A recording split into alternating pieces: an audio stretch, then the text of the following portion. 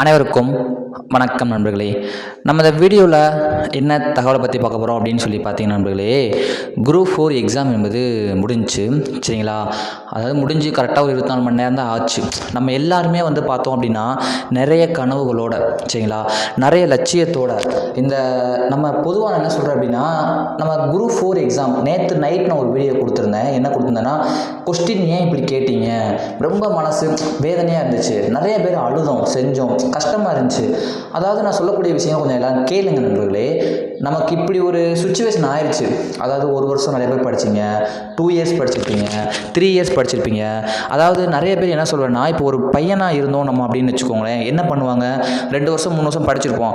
ஏன் ஒரு சில பசங்களாம் 4 வருஷம் எனக்கு தெரிஞ்சு படிச்சிருக்காங்க. அதாவது 25 வயசில் படிக்க ஸ்டார்ட் பண்ணி 30 வயசு ஆகிருக்கும் சிலருக்குலாம்.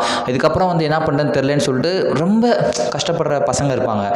பொண்ணுங்களை பார்த்தோம் அப்படின்னா இவங்க நிலமை ரொம்ப கொஞ்சம் மோசம். என்ன அப்படின்னா, ஒரு 21 வயசில் பொண்ணுங்க படிக்க, அதாவது சொல்கிறேன் ஒரு எடுத்துக்காட்டுக்கு, போட்டு படிக்க ஸ்டார்ட் பண்ணாங்க அப்படின்னா ஒரு 2 வருஷம் படிச்சிருப்பாங்க, 3 வருஷம் படிச்சிருப்பாங்க.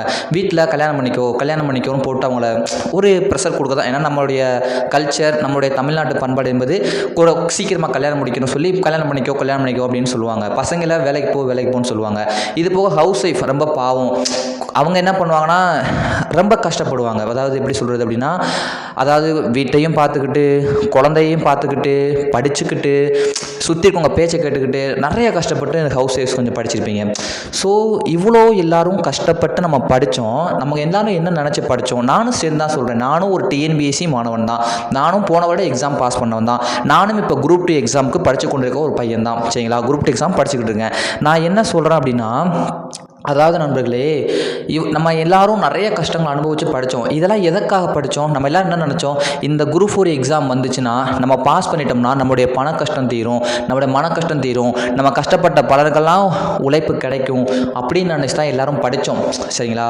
ஸோ ஆனால் இன்றைக்கி எவ்வளோ கஷ்டப்பட்டு படித்தோம். நைட்டு 1 மணி வரைக்கும், 2 மணி வரைக்கும், 12 மணி வரைக்கும், காலையில் 3 மணி 4 மணி, நைட்டும் பகலும் தூங்காமல் சாப்பிடாமல் கொள்ளாமல் டிப்ரெஷன், சுற்றி இருக்கவங்க பேச்சு கேட்டு எப்படியாச்சும் நம்ம ஜெயிச்சிட மாட்டோமா, நம்ம லைஃப்பில் ஒரு மாற்றம் நிகழ்ந்துராதா அப்படின்னு நினைச்சு நம்ம எல்லாரும் படிச்சு கொண்டு இருந்தோம். இந்த எக்ஸாம் நமக்கு ஒரு மிகப்பெரிய வரப்பிரசாதம், நம்ம ஜெயிச்சிருவோம், நம்ம சாதிக்க போகிறோம், பாஸ் பண்ண போகிறோம் அப்படின்னு நினச்சி பேசிகிட்டு இருந்தோம், படிச்சுட்டு இருந்தோம். ஆனால் அவங்க கேட்ட கொஸ்டின் எங்கேருந்து கேட்டாங்கன்னே தெரியல. நிறைய பேர் நான் பார்த்தேன், யூடியூப்பில் நானும் பார்த்தேன். சரிங்களா?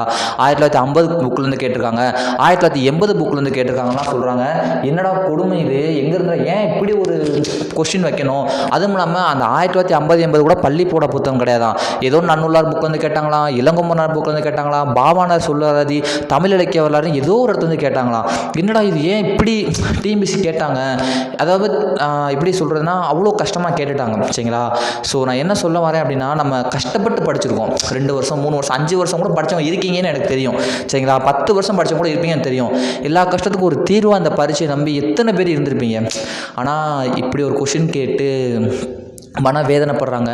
நான் நேற்று நைட்டு ஒரு வீடியோ போட்டிருந்தேன். இதை ஒரு பேசு பொருளாக ஆக்குங்க, எல்லாட்டையும் சொல்லுங்கள், எல்லாட்டையும் பேசுங்க. பேசினா தான் என்ன ஆகும் அப்படின்னு பார்த்தோன்னா நமக்கு ஒரு தீர்வு கிடைக்குன்னு சொல்லியிருந்தேன். எனக்கு ஒரு சில மன மகிழ்ச்சிலாம் இல்லை, ஒரு ஆறுதல் என்னென்னா 2-3 அகாடமி நான் பார்த்தேன். அதாவது பேர் எப்படி சொல்கிறதான்னு தெரில, பட் 2-3 அகாடமி பேசுகிறாங்க. ஏன் இப்படி கொஸ்டின் கேட்டீங்க, என்ன ரீசன், எங்கேருந்து கேட்டீங்க, நாங்கள் எப்படி இதுக்கு மேலே படிக்கிறது அப்படின்னு 2-3 அகாடமி கேள்வி கேட்டிருந்தாங்க. மனக்கு ஆறுதலாக இருந்துச்சு. அதை சொல்லக்கூடிய எனக்கு தெரிஞ்சு நான் ஃபஸ்ட்டு சொன்னேன். என்ன சொன்னேன் தெரியுமா, இதை ஒரு பேசு பொருள் ஆக்குறோம்.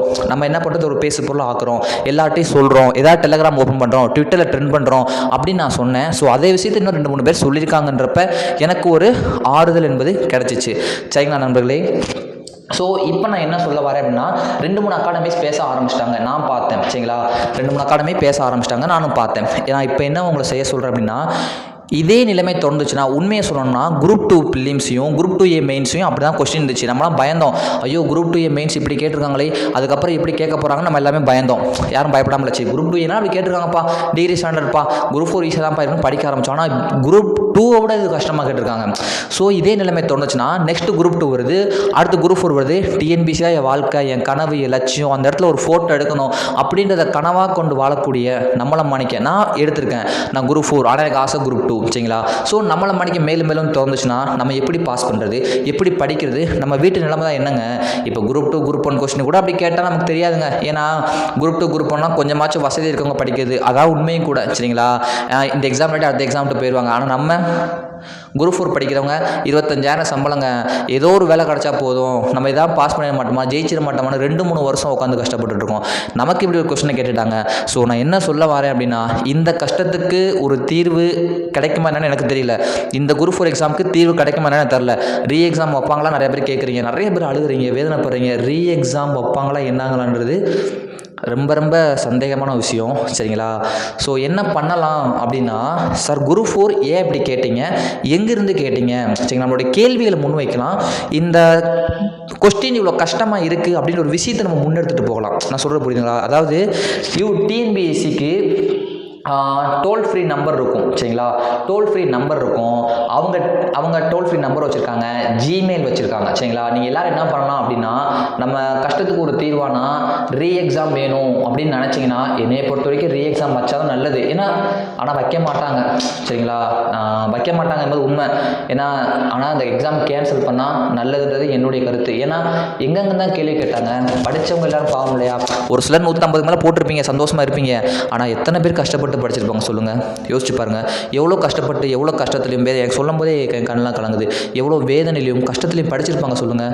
ஸோ அவங்க கஷ்டத்துக்குலாம் ஒரு தீர்வாக இருக்கக்கூடாதாங்க? அந்த கஷ்டம் படித்த படிப்பு எல்லாமே போச்சுங்க. இனி என்ன பண்ண முடியும்? இனி வீட்டில் பொம்பளை பிள்ளை இருந்தால் கல்யாணம் பண்ணிடுவாங்க, பையங்களாக இருந்தால் வேலைக்கு போண்டுவாங்க, ஹவுஸ் ஒய்ஃபாக இருந்தால் போது பெசாரி இருந்துட்டு இப்போ குழந்தைகளை பாருண்டுவாங்க. நம்ம என்னங்க பண்ண முடியும்? ஸோ நான் சொல்லக்கூடிய கேளுங்க, ரீ எக்ஸாம் வேணும் நமக்கு. சரிங்களா? என்னை பொறுத்தவரைக்கும் ரீ எக்ஸாம் வச்சா நல்லது. அப்படி ரீ எக்ஸாம் வைக்கலாட்டி சிலபஸையாச்சும் கொஞ்சம் சேஞ்ச் பண்ணி எங்கேருந்து கேள்விகள் கேட்குறோம், இனிமேல் நடக்க போகிற எக்ஸாமுக்காச்சும் எங்கேருந்து கேள்விகள் கேட்போம், இதுக்குள்ளேருந்து தான் கேள்வி கேட்போம். அதை நான் என்ன சொல்கிறேன் அப்படின்னா, நீங்கள் என்னையை பொறுத்த வரைக்கும் நான் என்ன சொல்கிறேன், கேள்வி வந்து நான் 10th கேளுங்கன்னு நான் சொல்லலை, 11th 12th கேளுங்க. சரிங்களா? சிறப்பு தமிழ் கேளுங்க, தப்பு கிடையாது. ஆனால் சார் நான் என்ன சொல்கிறேன் அப்படின்னா, இங்கேருந்து தான் கேள்விகள் கேட்க போகிறோம்னு சொல்லுங்களேன். ஒரு 200 கொஸ்டின் இருக்கா, 20 கொஸ்டின் நாங்கள் எங்கேருந்து கேட்க மாட்டோம்னு தெரியாது, பட் ஒரு 180 கொஸ்டின் இங்கேருந்து தான் வரும். இல்லை 170 சொல்லுங்களேன். என்னை பொறுத்த வரைக்கும் 30 கொஸ்டின் நீங்கள் எங்கே இருந்தால் கேட்டுக்கோங்க, அது நீங்கள் எங்கே கேட்கணும்னு சொல்ல வேணாம். அட்லீஸ்ட் ஒரு 170 கொஸ்டின் பள்ளி பாட புத்தகங்க. நம்ம பள்ளி பாட புத்தகத்துலேருந்து கொஸ்டின் வச்சதுக்கு ரீசனே என்ன அப்படின்னு பார்த்தோன்னா, வெளியே அவுட் சோர்ஸ் புக்கு கையில் வாங்கி படிக்க முடியாத நம்மளை மணிக்கு ஆளுங்க வீட்டில் 6th புக்கையும் 7th புக்கையும் நம்ம படித்த புக்கை வச்சுருப்போம். அதை பார்த்து படித்து பாஸ் பண்ணலான்றக்காக தான் இந்த குரூப் 4 எக்ஸாம். ஆனால் இதில் போய் இப்படி கேள்வி கேட்டால் நம்ம எங்கெங்கே போய் படிக்கிறது, எங்கெங்கே காசு கட்டுறது, எங்கெங்கே வாங்குறது? ஸோ அதனால் வந்துட்டு நான் என்ன சொல்ல வரேன் அப்படின்னா, நீங்கள் 30 கொஸ்டின் எங்கேருந்து வேலை கேளுங்க டிஎன்பிசி, ஓகேங்களா? ஒரு 170 கொஸ்டின் 6லேருந்து 10 நான் சொல்லலை, 12 கூட கேளுங்க. 11th எக்கனாமியில் கேளுங்க, 11th காமர்ஸ் கேளுங்க, இதில் நான் கேளுங்க. ஆனால் என்கிட்ட சொல்லிடுங்க, இதுலேருந்து தான் கேட்க போகிறோம் அப்படின்னு நீங்கள் ஒரு வார்த்தை சொல்லிட்டீங்க அப்படின்னா நாங்கள் படிச்சிருவோம். ஓகேவாங்க நண்பர்களே? அதை படிச்சிருவோம். யோசிச்சு பாருங்கள். ஸோ நான் என்ன சொல்ல வந்தேன் இந்த வீடியோவில், நான் சொல்ல வந்தது இப்போ சொல்ல போகிறேன். நம்ம என்ன செய்ய போகிறோம், நம்ம என்ன பண்ணலாம், மாற்றம் வரும், நமக்கு ஒரு மாற்றம் வேணும், நம்ம இந்த எக்ஸாம்லேருந்து நம்ம ஒரு விஷயத்தை கற்றுக்கணும். இதே நிலைமை அடுத்த குரூப் 2 குரூப் 2 குரூப் 4 தொடர்ந்துச்சுன்னா நம்ம என்ன பண்ண முடியும்? இதுக்கு ஒரு மாற்றம் வேணும். அப்போ நம்ம என்ன பண்ணணும்? நான் சொல்லக்கூடிய விஷயங்கள் கேளுங்க. ஒரு இதுக்கு முதல்ல குரூப் 4 வேகன்சி நினைக்கிறேன், குரூப் 2ஏவோ ஏதோ ஒன்று பண்ணோம், எனக்கு சரியாக ஞாபகம் இல்லை, டக்குன்னு ஞாபகம் மாட்டுது. குரூப் 4 வேகன்சி 5K வேணுன்ற மணிக்கு ஒரு குரூப்லாம் ஆரம்பித்து சூப்பராக பண்ணாங்க. ஏதோ ஒன்று பண்ணாங்கங்க, குரூப் 2க்கு ஏதோ பண்ணாங்கன்னு நினைக்கிறேன். குரூப் 2க்கு தான் ஏதோ சிலபஸ் சேஞ்ச் பண்ணி ஏதோ ஒரு விஷயம் பண்ணாங்க. சரிங்களா? அது என்னென்னு எனக்கு சரியாக ஞாபகம் இல்லை. ஸோ அந்த மணிக்கு ஒரு டெலிகிராம் சேனல் ஓப்பன் பண்ணி டெலிகிராமில் நிறையா பேர் பேசுவோம். சரிங்களா? நிறையா பேர் இந்த விஷயத்தை பேசு பொருளாக்குவோம். நிறைய அகாடமிஸு நான் சொல்லட்டா, தமிழ்நாடு போன அகாடமி வச்சுருக்கேன், தமிழ்நாட்டிலே நான் தான் 10 லட்சம் யூடியூப் சப்ஸ்கிரைப் வச்சுருக்கேன். என் அகாடமி ஒரு அகாடமி இல்லைன்னு சொல்கிறாங்களே, அவங்க யாராவது வாயை திறந்தாங்களாங்க? யாராவது வாயை திறந்தாங்களா? ஆனால் சின்ன யூடியூபர் என்னைய மாதிரி நான் ரொம்ப சின்ன யூடியூபர். சரிங்களா? ரொம்ப சின்ன அகாடமி. நான் அகாடமி இல்லை, நான் படிச்சிருக்கேன். சரிங்களா? நான் அகாடமிலாம் வைக்கல, நான் ரொம்ப படிக்கிற வீடியோஸ்லாம் போட்டுக்க மாட்டேன், உங்களுக்கு தெரியும். சும்மா கைட் பண்ணுவேன், இப்படி படித்தா பாஸ் ஆகுங்க, இப்படி படித்தா பாஸ் ஆகுங்கன்னு சொல்லுவேன். என்னைய மாதிரி ஒரு சின்ன ஒரு ஆள் 2 ஆள் யூடியூப் வச்சுருக்காங்க பாருங்க, அவங்கள பற்றி பேசுகிறாங்க, உங்கள் கஷ்டத்தை பேசுகிறாங்க. நான் பேசினேன், ஆனால் அவங்களாம் பேசுனாங்களாங்க, அவங்கள கடவுளாக பார்க்குறீங்க. அந்த சார் வந்துட்டு அப்படி பேசுவார், இந்த சார்னு அப்படி பேசுவார்னு கடவுளாக பார்க்குறீங்க. அவங்க புக்கப்புறம் வாங்கி படிக்கிறீங்க. ஒருத்தர் பேசுனாங்களா அந்த மாதிரி அகாடமி யாராதும் பேச மாட்டாங்க, அவங்களாம் நம்புறீங்க. சரிங்களா? நான் என்ன சொல்ல வரேன் அப்படின்னா, உங்களுக்கு தெரிஞ்ச நீங்கள் யூடியூப்பில் படிச்சிருப்பீங்க, டெஸ்ட் பை ஜாயின் பண்ணி படிச்சிருப்பீங்க, அவங்ககிட்ட கேளுங்க, சார் நான் உங்களை நம்பி படித்தேன், உங்களை நம்பி பார்த்தேன், எனக்கு ஒரு ஹெல்ப் பண்ணுறீங்களா? இதே எக்ஸாம் அடுத்த நிலைமையில் எனக்கு தொடரக்கூடாதுன்னா நான் என்ன பண்ணணும் சார்? எனக்காக நீங்கள் நம்ம யூடியூப் சேனல்லையோ உங்களுக்கு தெரிஞ்ச இதுக்குள்ளே அரசு வேலைக்கு போன அரசு அதிகாரிகள்கிட்டையோ ஆஃபீஸர்ஸ்டையோ பேசுங்க சார். இதை வந்து ஒரு பேசு பொருளாக கொண்டு வாங்க சார், டிஎன்பிசி நிர்வாகத்துக்கு தெரியப்படுத்துங்க சார் அப்படின்னு பேச சொல்லுங்கள், யூடியூப்பில் பேச சொல்லுங்கள், டெலகிராமில் பேச சொல்லுங்கள், ட்விட்டரில் ட்ரெண்ட் பண்ண சொல்லுங்கள். ஸோ இதை பண்ணலாம் சரிங்களா. நம்மளால் முடிஞ்சுதுங்க. நான் ஒரு விஷயம் சொல்கிறேன், டிஎன்பிசிக்கு இமெயில் பண்ணுங்கள், சார் கொஸ்டின் இப்படி வந்துச்சு ஏன் கஷ்டம் அப்படின்னு சொல்லி இமெயில் பண்ணுங்கள். டெலகிராமில் குரூப் ஓப்பன் பண்ணணும் சரிங்களா. செகண்ட் விஷயம், அப்புறமேட்டுக்கு நீங்கள் டெஸ்ட் பேட்ச் ஜாயின் பண்ண எல்லாருமே கேள்வி கேளுங்க. தமிழ்நாடு பூரா அகாடமி வச்சுருக்காங்களே, தமிழ்நாட்டிலே 10 சப்ஸ்கிரைப் வச்சுருக்காங்களே, அவங்கள்ட்ட கேள்வி கேளுங்க. அவங்க நம்பி படிச்சிங்களே, நீங்கள் பேச மாட்டீங்க ஏன், ஒரு விஷயம்னா சொல்ல மாட்டீங்க ஏன், கேளுங்க. குரூப் 2க்கு தமிழ் இல்லைன்னு சொல்லி ஒரு ரொம்ப கஷ்டமாக கேள்வி கேட்டிருந்தாங்க, அப்போயும் யாரும் பேச மாட்டேங்கிறாங்க, இப்போயும் யாரும் பேச மாட்டாங்க. கேள்வி கேளுங்க. கேள்வி கேட்டால் மட்டும்தாங்க முடியும். இந்த எக்ஸாம் எக்ஸாம் வரணும் என்னுடைய கருத்து. ஸோ எல்லோரும் வந்து நானுமே என்னால் முடிஞ்ச பண்ணலாம்னு இருக்கேன். என்ன பண்ண போகிறேன்னா, டெலிகிராம் மாதிரி ஓப்பன் பண்ணி ட்விட்டரில் ட்ரெண்ட் பண்ணணும். அதுதான் நம்மளோட வேலை. வேறு எதுவுமே பண்ண முடியாது. இது ஒரு பெரிய பேசு பொருளுங்க. தமிழ்நாட்டுடைய ஏழை மாணவர்களுடைய பெரிய பேசு பொருளாக வேண்டும் என்னை பொறுத்த வரைக்கும். ஏன்னா இப்படியே நிலைமை போச்சுன்னா நம்மளாம் எங்கெங்கே போகிறது, நம்மளாம் ஏழைப்பாள மக்கள் நம்ம எங்கெங்கே போகிறது, இப்படியே போச்சுன்னா எப்படிங்க படிக்கிறது, எப்படிங்க பாஸ் ஆக முடியும், நமக்கு என்னங்க வேலை கிடைக்கும். டிஎன்பிசி குரூப் 4 இருக்கிறதுலேயே வந்து கடைநிலை ஊழியருங்க. நம்ம இந்த வேலை கூட நமக்கு கிடைக்கலாட்டி நம்மளாம் என்னங்க பண்ணுறது. ஸோ மனசுக்கு ரொம்ப வேதனையாக இருக்குது. அதனால் நான் சொல்கிறேன், ஏதாவது ஒன்று பண்ணி ட்விட்டர்லையோ யூடியூப்லையோ எல்லாத்தையும் பேச சொல்லுங்கள். எல்லாட்டையும் இதை பேச பொருள் ஆக்குங்க. இதுக்கு ஏதாவது ஒரு தீர்வு கிடைக்கணும். அதை தான் நான் சொல்கிறேன். இமெயில் பண்ணுங்கள், கால் பண்ணி பேசுங்க, சார் ரொம்ப கஷ்டம் ஏன்னு கேளுங்க, டிஎம்சி தலைவருக்கு தெரியப்படுத்துங்க சரிங்களா. அதுக்கப்புறம் வந்து பார்த்தோன்னா நமக்கு தெரிஞ்ச சத்தியமாக சொல்கிறேன், பேசக்கூடாது பாலிட்டிஷியன்ஸ், அதாவது நம்ம தலைவர் முதலமைச்சர் மட்டும் எதுக்கு நான் சொல்ல வரேன் அப்படின்னா, அது எப்படியா தெரியப்படுத்தணும். தமிழ் அப்படின்னு சொல்கிறாங்க, தமிழில் எங்கேருந்து கேள்வி கேட்டாங்கன்னு கூட நமக்கு தெரியலைங்க. ஸோ டிஎன்பிசி படிக்க மாணவர்கள் தமிழை நம்பி தான் எக்ஸாம் எழுதுவோம். ரொம்ப மன வருத்தமாக இருக்குது எனக்கு, என்ன பேசுன்னு தெரில. ஸோ எல்லாத்துக்கும் தெரியப்படுத்துங்க, எல்லாட்டையும் சொல்லுங்கள், யூடியூப் சேனல்கிட்ட சொல்லுங்கள். வேறு யாராவது யூடியூப் இந்த மாதிரி சொன்னாங்கன்னா என்கிட்ட சொல்லுங்கள், இப்படி சொல்கிறாங்க சார், ஏதாவது சேர்ந்து பண்ணலாம்னு சொல்கிறாங்க சார், டெலகிராமில் போடலாம் சொல்கிறாங்க சார், ஏதாவது ட்விட் பண்ணலாம் சொல்கிறாங்க சார், யாராவது கை கோக்கணும்னு சொல்கிறாங்க சார், மாதிரி சொன்னால் என்கிட்டையும் சொல்லுங்கள், நானும் பண்ணுறேன்.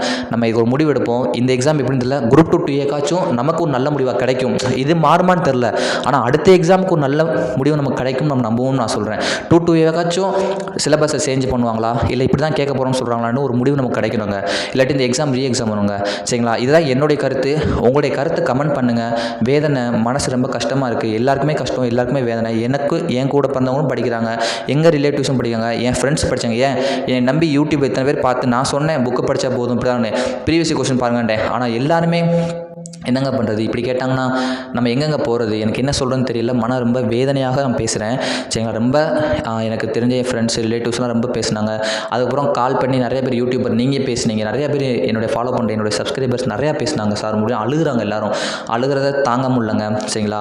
ஸோ ஏதாவது ஒரு டெலகிராம் சேனல் ஓப்பன் பண்ணி ட்விட்டரில் ட்ரெண்ட் பண்ணுங்கள், ட்விட்டரில் அப்புறம் ட்ரெண்ட் பண்ணுங்கள் சரிங்களா. இதில் இன்ஸ்டாவில் ட்விட்டரில் இதில் போடணும், அதெல்லாம் போட்டு ஏதாவது ஒரு விதத்தில் நம்ம ட்ரெண்ட் பண்ணால் மட்டும்தான் முடியும். இதை எப்படியாவது தமிழ்நாடு தலைவர்கிட்ட கொண்டு போக நம்மளுடைய மெயின் விஷயமா இருக்கும்னு சொல்லிட்டேன்.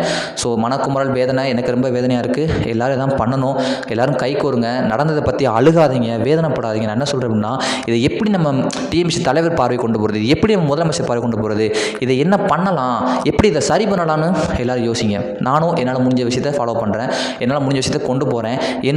நான் ஒரு ஆஃபீஸ் கவர்மெண்ட் வேலை பார்க்குற பையன், நான் எனக்கு தெரிஞ்சவங்கள்ட்ட ஆஃபீஸில் சொல்லி இது எப்படியா இப்போ மாற்றம் கொண்டு வரலாமா சார், உங்களுக்கு தெரிஞ்சவங்க டிஎம்பிசியில் வேலை பார்க்குறாங்களா சார்னு கேட்டு ஒரு மாற்றம் கொண்டு வருவோம் சரிங்களா. கண்டிப்பாக மாற்றம் நிகழ வேண்டும். எல்லாரும் லைக் பண்ணுங்கள், கமெண்ட் பண்ணி பாருங்கள், உங்களுடைய கருத்துக்களை வந்து தெரிவிங்க. நிறைய பேசுபொருள் ஆக்கணும்னா என்ன பண்ணலாம்ன்றத உங்களுக்கு ஒரு கருத்து இருக்கும். இந்த யூடியூப் சேனலில் இப்படி சொன்னாங்க சார், அவங்க கூட நீங்கள் சேர்ந்து பண்ணுங்கள் சார்னாலும் பண்ணுறேன். நான் ஏதாவது ஒன்று பண்ணலாம் சரிங்களா. என்னுடைய கருத்தை நான் சொல்லிட்டேன். நீங்கள் இப்போ முடிவு உங்கள் கையில் தான் இருக்குது. நீங்கள் பாஸ் ஆகணும், நீங்கள் வேலைக்கு போகணும் அப்படின்னா நம்ம தான் வரணும்.